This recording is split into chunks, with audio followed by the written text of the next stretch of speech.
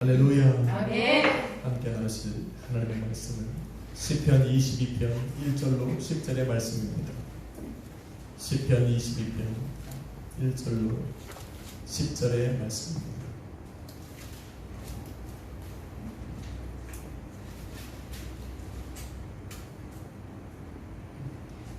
하셨으면 교독하도록 하겠습니다. 내 하나님이여, 내 하나님이여, 어찌 나를 버리셨나이까? 어찌 나를 멀리하여 돕지 아니하시오며 내 신음 소리를 듣지 아니하시나이까? 내 하나님이여, 내가 낮에도 부르짖고 밤에도 잠잠하지 아니하오나 응답하지 아니하시나이다. 이스라엘의 찬송 중에 계시는 주여, 주는 거룩하시니이다. 우리 조상들이 주께 의뢰하고 의뢰하였으므로 그들을 건지셨나이다. 그들이 주께 부르짖어 구원을 얻고 주께 의뢰하여 수치를 당하지 아니하였나이다. 나는 원래요 사람이 아니라 사람의 비방거리요 백성의 조롱거리니이다. 나를 보는 자는 다 나를 비웃으며 입술을 비축거리고 머리를 흔들며 말하되 그가 여호와께 의탁하니 구원하실 걸, 그리고 기뻐하시니 건지실 걸 하나이다. 오직 주께서 나를 모태에서 나오게 하시고 내 어머니의 젖을 먹을 때에 의지하게 하셨나이다. 내가 날 때부터 주께 맡긴 바 되었고 모태에서 나올 때부터 주는 나의 하나님이 되셨나이다. 아멘. 할렐루야. 아멘. 잘 오셨습니다. 아멘. 우리 옆에 분하고 한번 인사합시다. 잘 오셨습니다. 잘 오셨습니다. 한 번 더 인사합시다. 당신을 위해 좋은 일이 시작되었습니다. 당신의 좋은 일이 시작되었습니다. 아멘. 제목을 한번 따라 있습니다. 찬송으로 거룩하신 주님을 배우리다. 찬송으로 거룩하신 주님을 배우리다. 아멘. 본 시편은 제목이 좀 특이합니다. 다윗의 시 0장으로 아엘렛 샤알에 맞춘 노래라 제목을 합니다. 아엘렛 샤알, 아엘렛 샤알, 입에도 잘 붙지 않는 이 고대 원어입니다. 아엘렛 샤알이 무엇이냐? 학자들마다 의견이 분분합니다. 저도 잘 모릅니다. 어떤 사람은 아엘렛이라는 말이 도움이라는 단어에서 나왔다 말하면서 본 시편을 도움을 구하는 시라 제목을 붙이기도 합니다.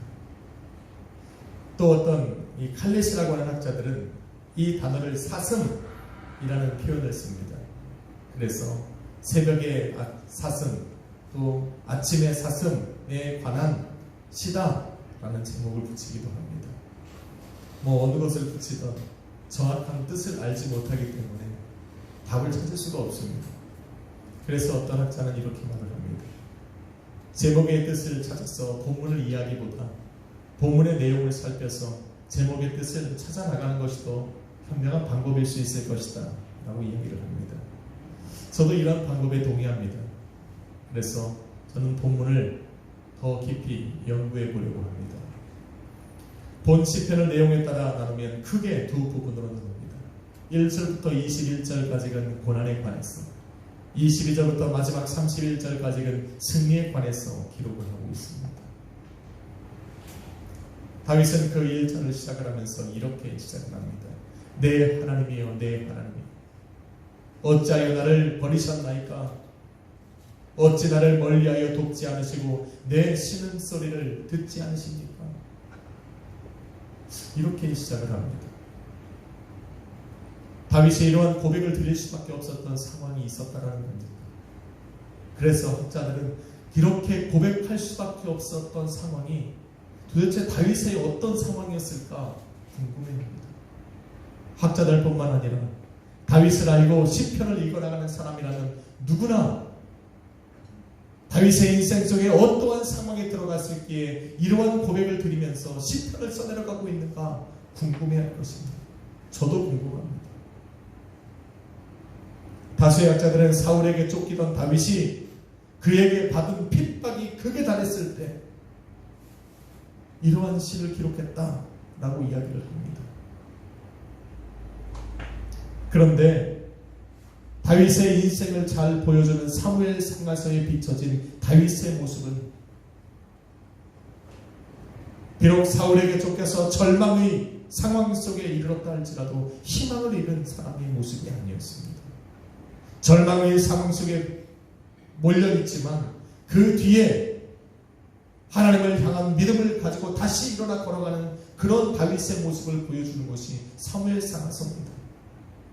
그래서 다윗이 이러한 고백을 드릴 때, 고백의 찬양을 지어서 하나님을 찬양할 때, 그것을 처음 들었던 이스라엘 민족들도 아마 다윗이 왜 이런 고백을 드리고 있는지에 대해서 의아하게 여겼을 겁니다.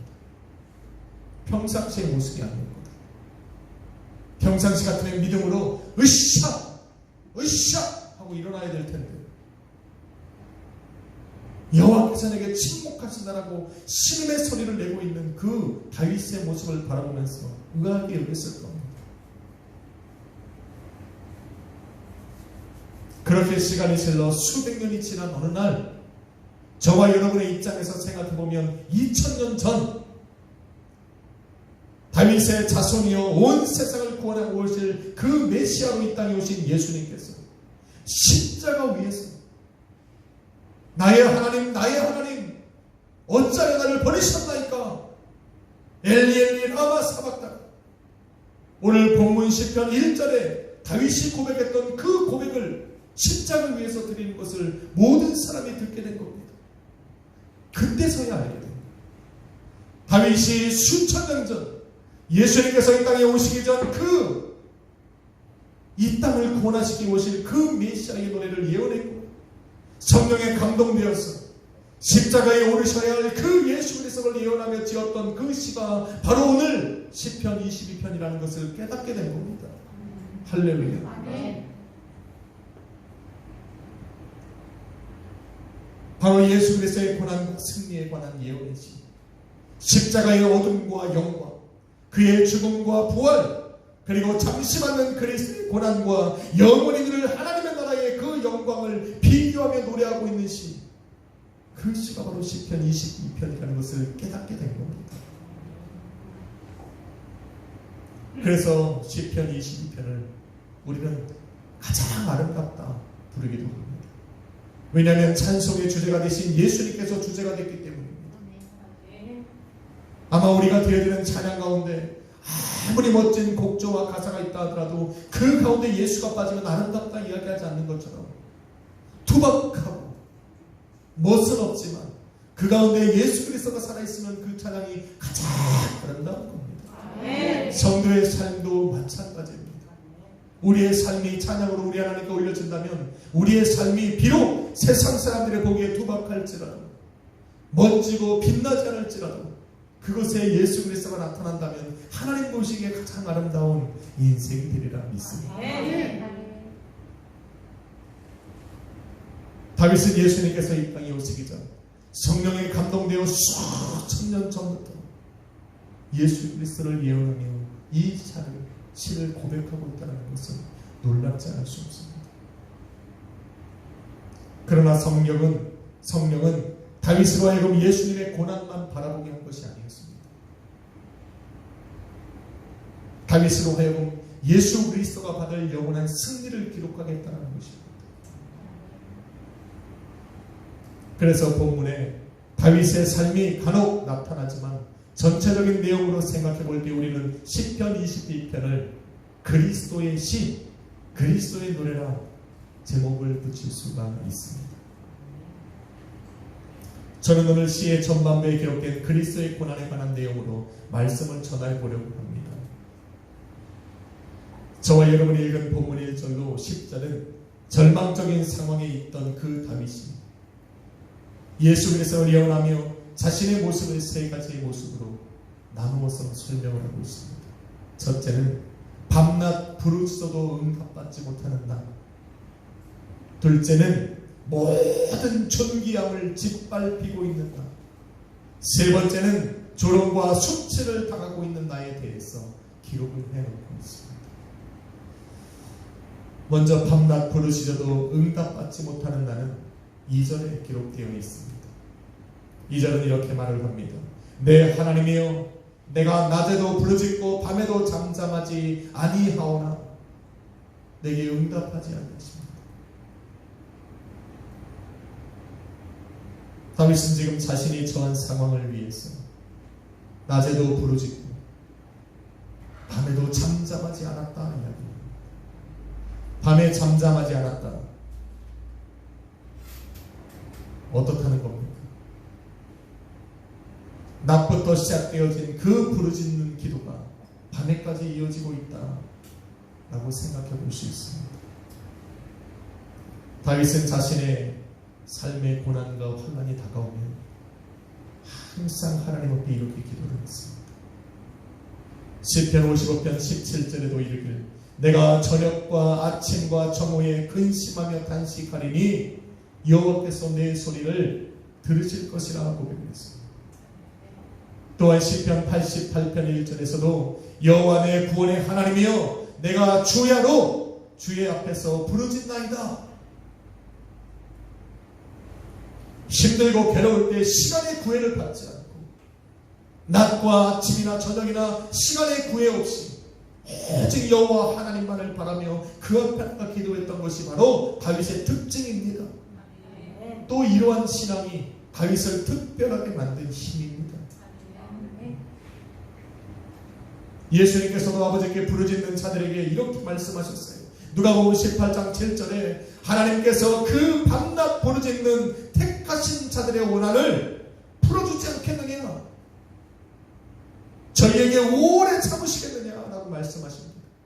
그리고 밤낮 부르짖는 자들을 위로하시며 소망을 주십니다. 얼마나 힘들면 낮이고 밤이고 부르짖겠느냐는 거예요. 예수님 자신도 십자가에 오르시기 전 한적한 곳에 가셔서 땀이 핏방울같이 땅에 떨어지도록 밤이 맞도록 기도하신 모습을 볼 수가 있습니다. 간절함이 밀려오는 절박한 상황 속에서 있는 그 성도는 밤과 낮의 구분이 없습니다. 그의 온 영과 혼과 몸은 내게 응답하시는 그 하나님께 사로잡혀서 그를 찾기에 갈급할 뿐입니다. 밤의 어두움이 그의 기도를 가로막지 못한다는 겁니다.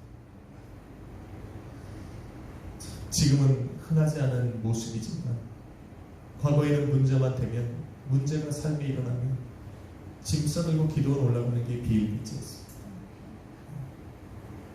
기도원에 들어갔습니다. 낮인지 밤인지도 모르고 기도하는 겁니다.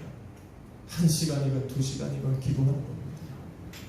어린아이서부터 정말 이 노년에 이른 그 성도들까지 다 모여서 자기의 기도의 자리를 만들어서 부르짖고 기도하던 그 모습들이 지금은 사라지고 없습니다. 10분만 기도해도 목이 턱턱 막히고 10분만 기도하고 20분만 기도해도 엄청난 일을 행한 것처럼 스스로 만족하고 일어나는 이 시대 속에 우리는 살아가고 있는 겁니다. 한번 인사합시다. 기도합시다.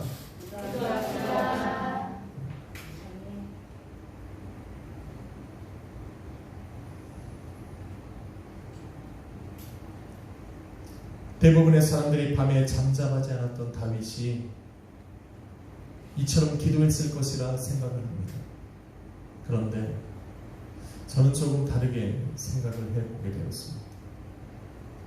한참 말씀을 읽고 묵상을 하다가 다윗이 밤에 잠잠하지 않았을 것은 바로 그 시간에 찬양했을 수도 있겠구나. 지금처럼 뭐 층간소음 생각하시면 안 돼요. 다윗은 지금 왕이라니까요. 다윗은 지금 혼자 한적한 산에 숨어 있을 수도 있습니다. 바로 뒤에 나오는 3절은 이렇게 말을 합니다. 이스라엘의 찬송 중에 거하시는 주여, 주는 거룩하십니다. 바로 이 말과 연관지어 생각해 볼 때 낮에 간절함을 담아 기도하고 부르짖었던 다윗은 짙은 어둠이 염려와 불안과 공포와 두려움이 되어 몰려올 때 주님의 함께하심을 바라면서 오히려 찬송하기 시작한 것입니다. 마치 빌립보 감옥에 잡혀있던 바울과 실라가 내일을 알 수 없는 그 상황 속에서 하나님 주님을 향하여 간절한 찬양을 드린 것처럼 내일을 알 수 없는 그 절박한 상황 속에서 낮부터 하나님 앞에 무릎을 꿇어 기도했던 그 다윗은 그 기도를 들으신 그 주님을 믿고 이제는 그 응답하실 그 주님께서 나와 함께 하시기를 바라면서 기도, 찬양하기 시작한 겁니다. 할렐루야. 찬양하면 어떠한 일이 벌어질까?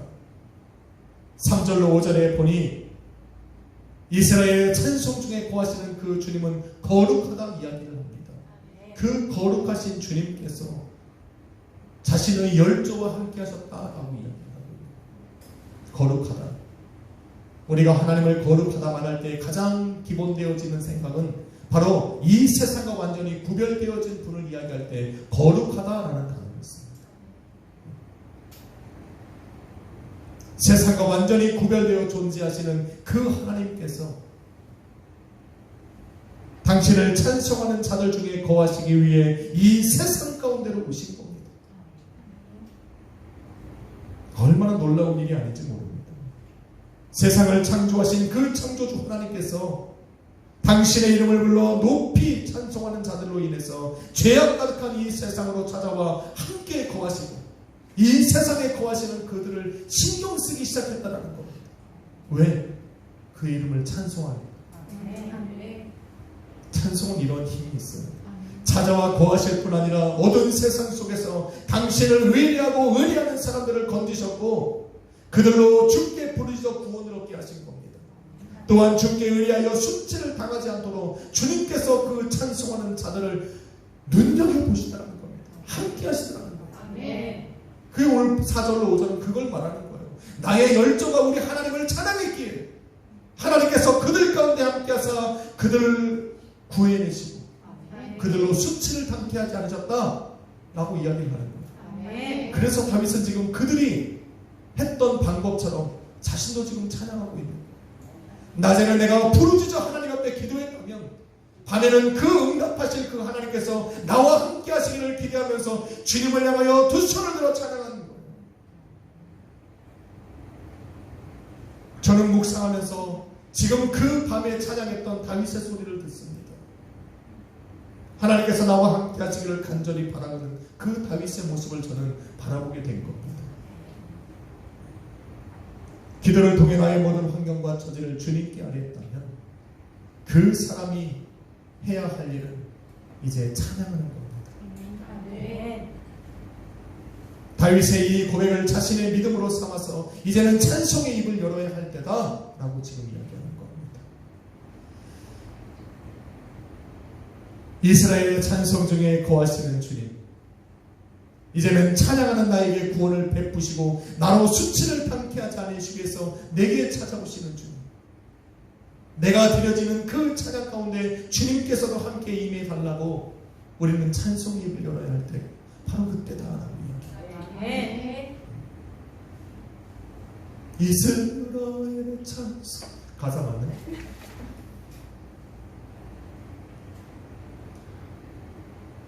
거하신 주님은 거룩하십니다.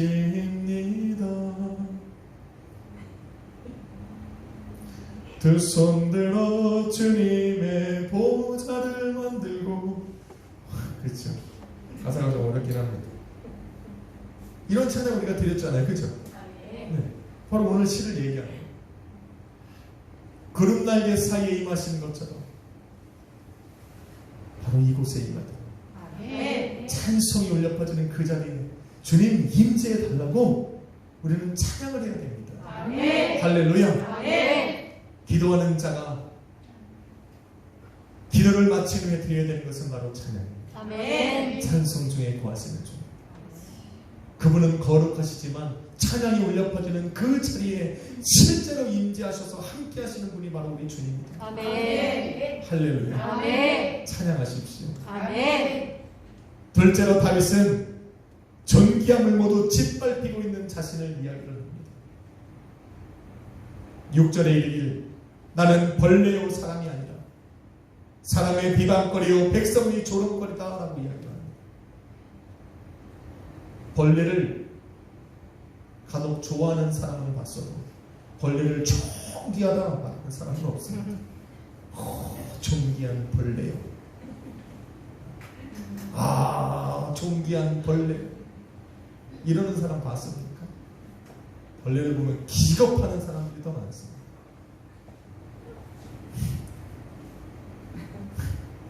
등치는 황소만한데 벌레구나. 여럿 있습니다. 여기.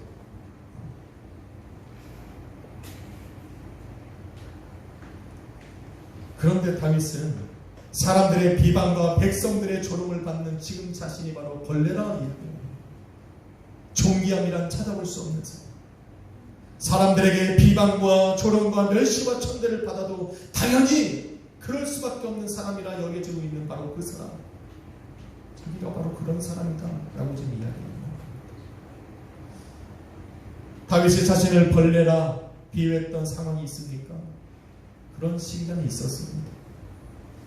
사울의 칼과 창을 피해서 블레셋 땅으로 도망가야 할 때 다윗은 블레셋 왕 아기스 앞에 서야 했습니다. 그러면 너무 두려운 거예요. 왜냐하면 그의 장수 골리앗을 때려잡고 그의 군사들을 수도 없이 죽였던 자신이 그 왕 앞에 섰을 때 죽임을 당할 것은 당연했기 때문입니다. 그래서 그 아기스 왕 앞에 나아갈 때 미친 사람처럼 모습을 합니다. 머리와 수염을 풀어헤치고 침을 흘리고 콧물을 흘리고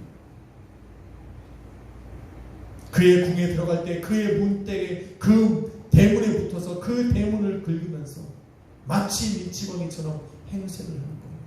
생명을 구별하는 겁니다. 그런 다윗을 바라보던 사람들이 이렇게 말을 합니다. 전에는 골리앗을 죽이고 수천 수만의 적들을 물리쳤던 그 용맹한 군사가 장수가 이제는 미치광이가 되었고 그러면서 그를 죽이지 않습니다. 죽일 가치도 없는 벌레처럼 여긴 겁니다. 그리고는 나가라 이야기합니다. 지나가라.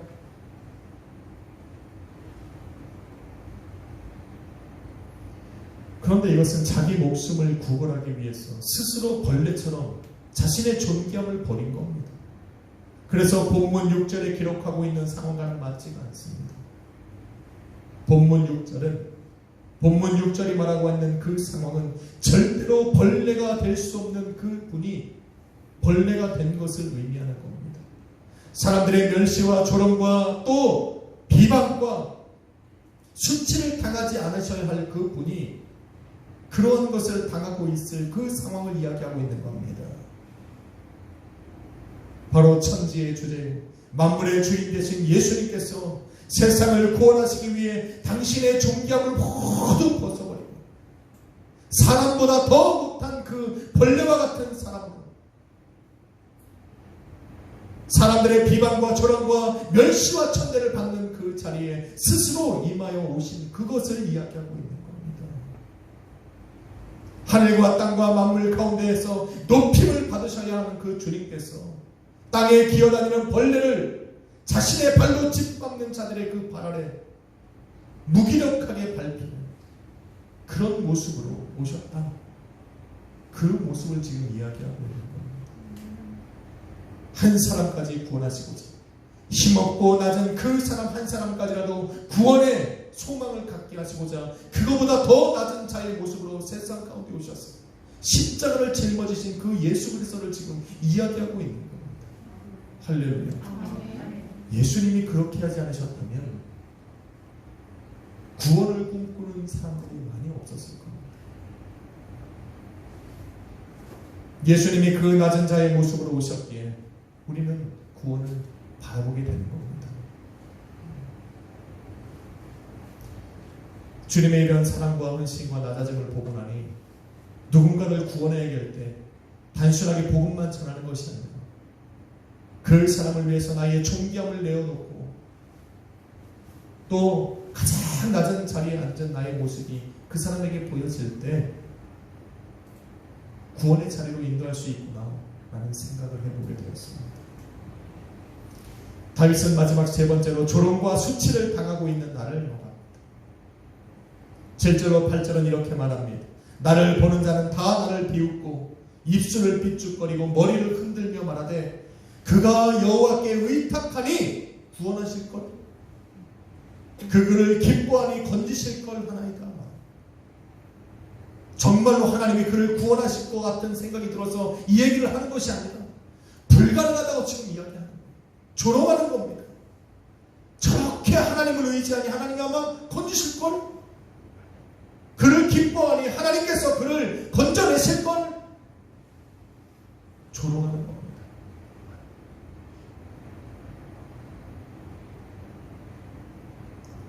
기도를 하고 있는 사람을 보면서 지나가면서 이런 말을 던져요.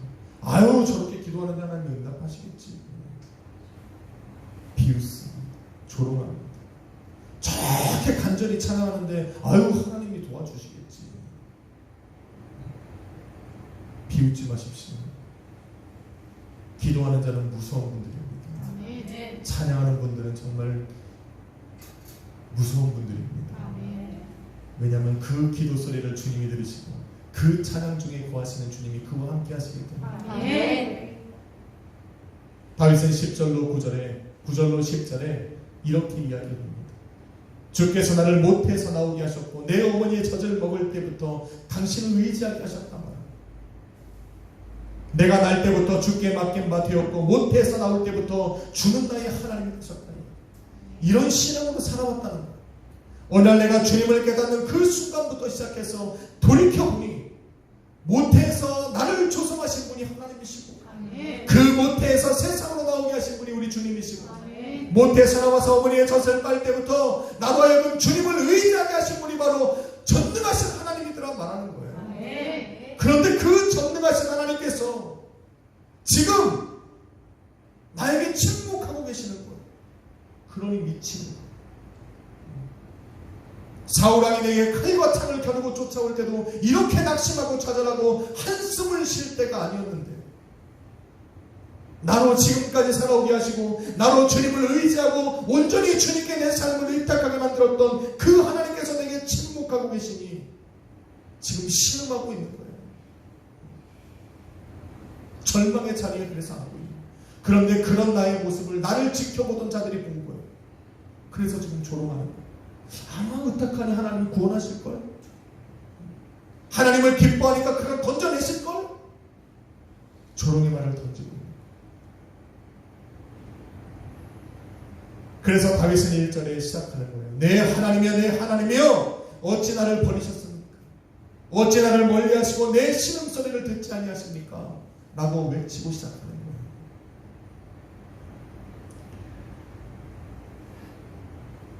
주님을 향한 신앙과 믿음이 도리어 자신에게 수치가 되어 돌아오고 있음을 다윗이 알고 있는 거예요.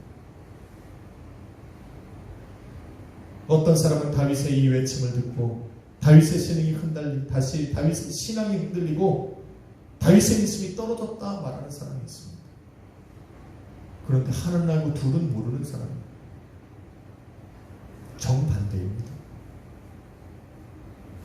다윗은 사람들의 조롱이 끊이지 않고 그런 가운데서도 자신에게 침묵을 이어가는 하나님을 여전히 뭐라고 부릅니까?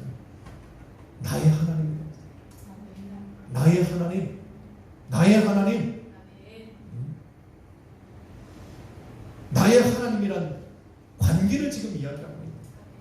나와 하나님과의 관계, 바로 하나님께서 내 하나님이시기 때문에 나는 하나님을 찬양하고 의뢰하고 의지하는 것이 당연하다 이야기를 하는 거예요. 그 하나님이 나의 하나님이 되셨기에 그 하나님께서는 나를 도우시고 나를 구원하셔야 할 책임 있는 분이시라 지금 이야기를 하고 있는 겁니다. 할렐루야. 하나님께서 내 하나님으로 계시는 동안은 나는 하나님의 구원하심과 하나님의 건지심을 받아야 할 의무와 책임이 있고 그런 나를 하나님께서는 구해내셔야 할 책임이 있다 지금 이야기를 하고 있는 거예요. 이게 나의 하나님이에요. 사랑의 하나님. 그 나하고 무슨 상관이야. 사랑의 하나님이. 사랑의 하나님이지. 창근의 하나님은 창근의 하나님이지. 내 하나님은 내 하나님이지. 그 하나님이 그 하나님이지만 황대원 목사님의 하나님은 여러분의 하나님이 아니에요. 내 하나님은 나를 위해서 일하셔. 여러분의 하나님은 여러분의 하나님을 만나야지. 다윗은 지금 그 상황 속에서 나의 하나님을 찾고 있는 거예요. 비록 나에게 침묵하고 계시는 하나님이지만, 그로 인해서 사람들이 나를 조롱하고 있지만 그분은 여전히 나의 하나님인 거예요. 그 하나님이 잠시 나에게 침묵하고 계실지는 몰라도 그 침묵을 깨시고 나에게 응답하시는 그날이 되면 나를 멀리하셨던 그것이 나로 다시 가까이 하신다. 하나님이 듣지 않으셨던 그 나의 신음소리를 우리 하나님이 들어응답하실 것이다 지금 외치고 있는 거예요. 할렐루야. 이런 고백을 누가 드릴 수 있냐는 거예요. 쉽지 않아요. 기도하는데 응답이 없으면 다 떠나버립니다. 하나님은 이런 분이시고 안 계시구나. 하나님 소리도 안 들고요. 아이고 지금 떠나버립니다. 그 침묵이 얼마나 길었으면 다윗은 지금 신음하며 하나님 앞에 나아가고 있다는 거예요. 하나님의 침묵하심이 오랜 시간 지속될지라도 다윗은 여전히 그 하나님을 나의 하나님이라 부르고 있다니까요. 이게 정말 멋진 신앙이에요. 다윗이 이렇게 부를 수 있었던 것은 무엇이냐면 자신에게 열조에게 보여주셨던 그 신실하신 하나님의 모습이기 때문에 그래요. 한번 말씀하시면 반드시 이루어야 하시는 분, 한번 내뱉으신 그 말씀을 다시 되돌리지 않게 하시는 하나님. 다윗은 지금까지 살아가면서 자신에게 말씀하시고 나를 인도하셨던 그 하나님을 기억하고 있는 거예요. 그 하나님이 내게 침묵하실지라도 그 하나님이 내게 떠나지 아니하시다라는 것을 믿고 있기 때문에 침묵하실 때도 여전히 그분은 나의 하나님입니다. 할렐루야. 이런 믿음이 없으면 안 됩니다.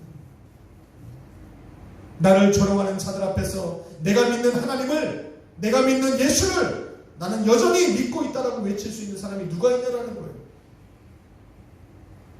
여러분 요즘처럼 함께 모여 예배하는 교회와 성도만 보면 아주 그냥 눈에 불을 켜고 욕하려고 하는 사람들이 늘비합니다. 그런 가운데서 나는 예수 믿어, 나 크리스찬이야, 나 교회 나가, 나 매주에 나가서 예배드려 라고 담대하게 이야기할 사람이 몇 명이나 되겠냐라는 거예요. 마치 죄 지은 사람처럼 고개를 숙이고 돌아가는 사람, 그런 말을 하는 사람들 앞에 나가서 예수의 를 변명할 수 있는 사람이 몇 명이나 되겠냐라는 거예요. 같이 어울려서 욕이나 하면 다행이죠. 그런 사람들과 함께 맞장구를 치면서 세상이 이런데 어떻게 교회가 나가서 예배를 드리는 게 합당하냐 지금 이야기하지만 않아도 다행이라는 거예요. 다윗의 상황이 지금 그렇다는 거예요. 그런데 그는 여전히 나의 하나님이라고 고백합니다. 주님의 신실하심을 온전히 믿지 않고는 절대로 할 수 없는 일. 그런데 다윗의 이 외침이 2000년 전 골고다 언덕 위에 세워진 십자가 위에서 외쳐진 겁니다. 나의 하나님, 나의 하나님, 어찌하여 나를 버리셨나이까. 하나님께로부터 완전히 버림받아 죽임받아야 되는 그 상황 속에서도 우리 주님께서는 그 하나님을 향하여 나의 하나님이라 고백하고 있는 거예요. 버리셨다라고 하는 그 의미는 완전히 다릅니다. 그 버려지는 상황의 끝자락에서도 하나님을 여전히 나의 하나님이라고 부를 수 있는 신앙을 가진 분이 우리 예수님이에요. 모든 절망과 소망이 끊어져 절망의 자리에 이른 바로 그 마지막 자리에서도 그 하나님을 향하여 나의 하나님이라고 외칠 수 있는 신앙, 우리 하나님이 받으시는 신앙이 바로 여기에 있습니다.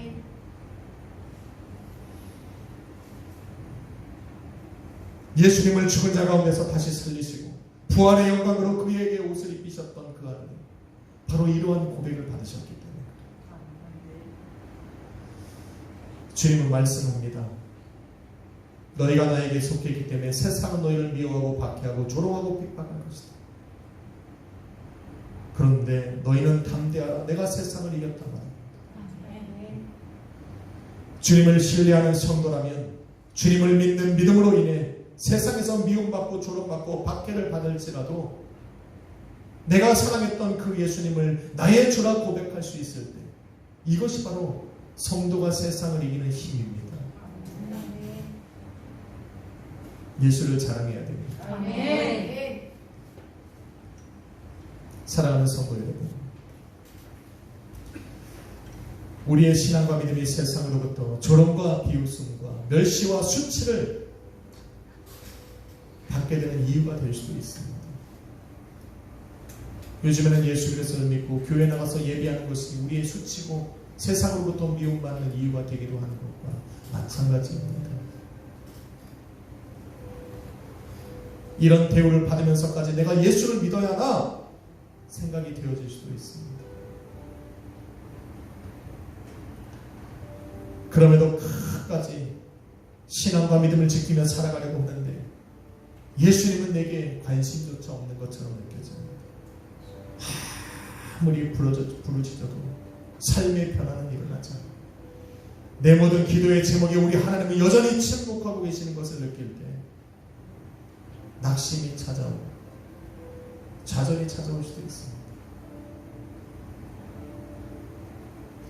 그러나 나를 자녀여 성도라 부르신 주님의 약속을 믿어야 됩니다. 신실하신 그 주님의 말씀, 약속하신 것을 이루시는 주님의 신실함을 끝까지 한번 우리는 믿어봅시다. 그 믿음으로 다시 한번 세상이 듣도록 외쳐보는 거예요. 예수님은 나의 주다. 그분은 여전히 나의 하나님이다. 할렐루야. 숨기지 말자. 이 외침을 찬송의 가사로 삼아서 찬양하는 겁니다. 이스라엘의 찬송 중에 거하시는 주님께서 이 시간 드려지는 나의 찬양 중에 함께 거하시기를 기대하면서 이제는 우리가 입술을 열어 찬양을 합니다. 찬송으로 거룩한 주님을 한번 만나보는 겁니다. 찬송 중에 거하시는 주님께서 찬양하는 날을 찾아와 내게 응답하시는 날 세상이 조롱하던 그 모든 것은 내 삶의 영광이 되어 드러나는 겁니다. 멀리 있던 나의 신음소리가 주님의 귀에 가까이 들려지고 나의 의뢰함이 나를 구원이 되고 내 기뻐하는 그것이 나를 건지시는 이유가 되리 그때가 되리라 믿습니다. 할렐루야. 주님께서 하시는 것처럼 다윗이 고백한 것처럼 세상의 조롱과 비웃음 앞에 우리는 흔들리지 마십시다. 주님의 침묵에 우리는 낙심할 필요가 없습니다. 왜냐하면 주님께서 우리와 함께 하실 것이라 약속하셨기 때문에 잠시 우리가 주님이 우리를 향하여 침묵할지라도 그 약속은 영원히 변치 않으시기에 우리는 잠시 침묵하시는 그 주님을 느낄 때 오히려 우리는 찬양할 겁니다. 그래서 그 하나님께서 나와 함께 하십니다. 우리는 찬송을 드리고 그분을 만나면 되는 것입니다. 할렐루야. 한번 인사하고 마칠까 합니다. 찬송으로 주님을 만납시다. 한번 더 인사합시다. 찬송 중에 거하시는 분은 거룩하십니다. 여러분이 찬양할 때 그 거룩하신 하나님께서 하늘 보좌를 버리시고 여러분 가운데 찾아와 거하실 겁니다. 그 주님을 믿으시고 오늘도 기도했다면 찬양으로 여러분의 삶을 마칠 수 있기를 예수 그리스도로 축원합니다.